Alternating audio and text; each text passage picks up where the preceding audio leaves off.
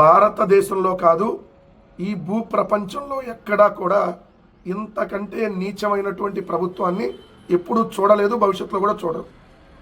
ఇంతకంటే దుర్మార్గమైనటువంటి ప్రభుత్వం ఇంకెప్పుడు రాదు, ఎక్కడా కూడా ఉండదు. ఎందుకంటే దేవుడితో 140 కోట్ల హిందువుల ఆరాధ్య దైవం, అఖిలాండ కోటి బ్రహ్మాండ నాయక, కలియుగ ప్రత్యక్ష దైవ ఆ వెంకటేశ్వర స్వామి మీద వీళ్ళు ఆడుతున్నటువంటి ఆటలు, ఆ పవిత్రమైనటువంటి లడ్డులో గొడ్డు కొవ్వు, పంది కొవ్వు, చేప నూనె కలిసినాయి అని చెప్పి ఇప్పటికీ కూడా వీళ్ళు మాట్లాడుతున్నటువంటి నీచమైనటువంటి మాటలు. బహుశా ఏ ఉన్మాది కూడా ఎప్పుడు ఇలా మాట్లాడలా. 310 సంవత్సరాల చరిత్ర కలిగినటువంటి ఆ లడ్డూ ప్రసాదం మీద మానవ జన్మలో పుట్టినవాడు, మనిషి పుట్టక పుట్టినవాడు, కడుపుకి అన్నం తింటున్నవాడు ఎవ్వడూ కూడా ఆ లడ్డులో కల్తీ జరిగిందని మాట్లాడాల.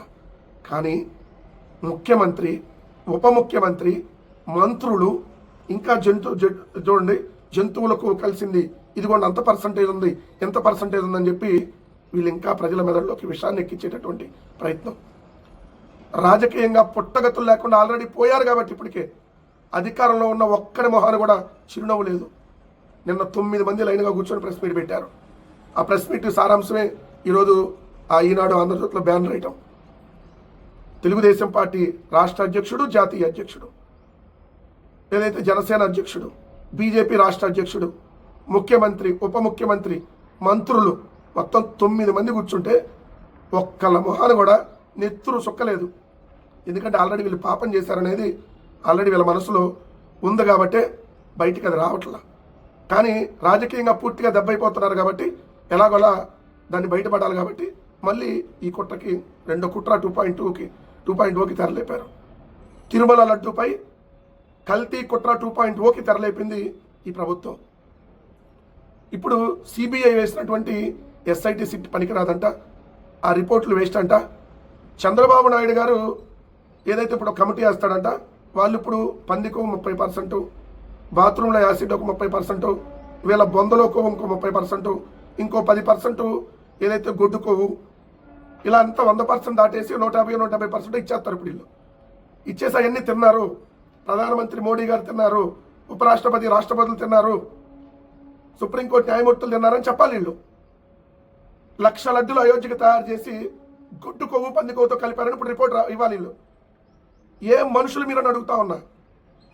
ఇంతకంటే నీచమైనటువంటి దుర్మార్గమైనటువంటి ప్రభుత్వాన్ని మనం చూడము, భవిష్యత్తులో ఎక్కడా కూడా ప్రపంచంలో ఇప్పటి వరకు చూడం కూడా. ఎంత అన్యాయం. మీ రాజకీయ స్వార్థం కోసం జగన్మోహన్ రెడ్డి గారిని రాజకీయంగా ఎదుర్కొనేటటువంటి మగతనం లేక దేవుడి మీద నిందలు వేస్తూ, దేవుడిని అపవిత్రం చేస్తూ, ఇంకా కూడా హెడ్డింగ్లు చూడండి. ఇవాళ హిందూ మతంపై పకడ్బందీ కుట్ర. ఎవడు కుట్ర పన్నుతుంది? మీరు కదా. ప్రభుత్వం కుట్ర పన్నుతుంటే జంతువులకు కలిసింది, ఇదిగో ల్యాబ్ నిజం అంట. సిబిఐ చెప్పింది నిజం కాదు, ఆంధ్రజ్యోతి చెప్పింది నిజం. ఇంకెందుకు? ఏ ల్యాబ్ చెప్పింది? కరకట్ట ల్యాబ్ చెప్పిందా జంతువుల కొవ్వుందని? కరకట్ట కొంపలో ఒక ల్యాబ్ పెట్టుకొని ఆ ల్యాబ్ ఇచ్చిన రిపోర్టు జంతువుల కొవ్వని. ఛార్జ్ షీట్ అంటే ఈనాడు ఆంధ్రజ్యోతి పేపర్లో ఛార్జ్ షీట్లా? ఇంకా మీకు సిబిఐ కానీ సుప్రీంకోర్టు కానీ ఏం పని లేదు. కరకట్ట కోర్టు, కరకట్ట ల్యాబు, కరకట్ట రిపోర్టు మీదే, ల్యాబు మీదే, ప్రభుత్వం మీదే. ఇచ్చేసేయండి. చెప్పాను కదా, పంది కోవింత, గొడ్డు కోవింత, మనుషుల కోవింత, లేదంటే ఇది బాత్రూమ్ యాసిడ్, ఇంకా మీ బొంద, మీ పోలి. అసలు నిజంగా మనిషి పుట్టినాడు ఎవడన్నా ఇలా మాట్లాడతాడా?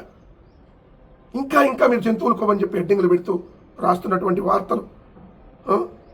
అన్యమతస్తుల ప్రాబల్యం పెంచే కుట్రంట. ఈయన ఏపీ బీజేపీ ఉన్నాడా? కొత్తగా వేసినట్టున్నారు. కల్తీ నెయ్యి సమన్వయానికి కూటమి పార్టీల త్రిసభ్య కమిటీ మోడీ గారు తీసుకొని వచ్చేయండి. ఇక్కడ కూర్చొని 9 మంది కాదు, అక్కడికి వెళ్ళి ఢిల్లీ వెళ్ళి మోడీ గారు ముందు చెప్పండి, పందికో కలిసిందండి మీరు కూడా తిన్నారు, గొడ్డుకో కలిసింది మీరు కూడా తిన్నారు, అయోధ్య కూడా ఇయే పంపించాం, ఇది చెప్పండి వెళ్ళి. సిగ్గు లేని జన్మలు. ఖచ్చితంగా మీరు భగవంతుడితో పెట్టుకున్నారు, భగవంతుడే చూసుకుంటాడు. జంతువుల కొవ్వు కానీ, కల్తీ నెయ్యి కానీ తిరుమల మహాప్రసాదంలో కలవదు. 3 రకాల టెస్టులు చేసి ఆ టెస్ట్లో పాస్ అయితేనే నెయ్యిని వాడతారు, లేదంటే నెయ్యిని రిజెక్ట్ చేస్తారు. రిజెక్ట్ చేసే నెయ్యిని వాడరు. కానీ రిజెక్ట్ చేసే నెయ్యిని మళ్ళీ పంపించి మీ హయాంలో వాడారు అనేది సిబిఐ ఇచ్చింది, చంద్రబాబు నాయుడు గారి హయాంలో వాడారని. అప్పుడు మరి కల్తీ చేసింది ఈ ప్రభుత్వం కదా. ఇది కల్తీ ప్రభుత్వం, ఈవీఎంల ద్వారా వచ్చినటువంటి నకిలీ ప్రభుత్వం. వీళ్ళకి నకిలీ కల్తీ పట్టింది, ఈ ప్రభుత్వానికి కొవ్వు పట్టింది. తిరుమల లడ్డులో కొవ్వు గలవాల, ఈ ప్రభుత్వంలో ఉన్న మనుషులకు కొవ్వెక్కింది. అందుకని ఈ విధంగా మాట్లాడుతూ ఉన్నారు. పాపం చేశారు చంద్రబాబు నాయుడు గారు, పవన్ కళ్యాణ్ గారు, అనుభవించాలి ఆ పాపాన్ని మీరే.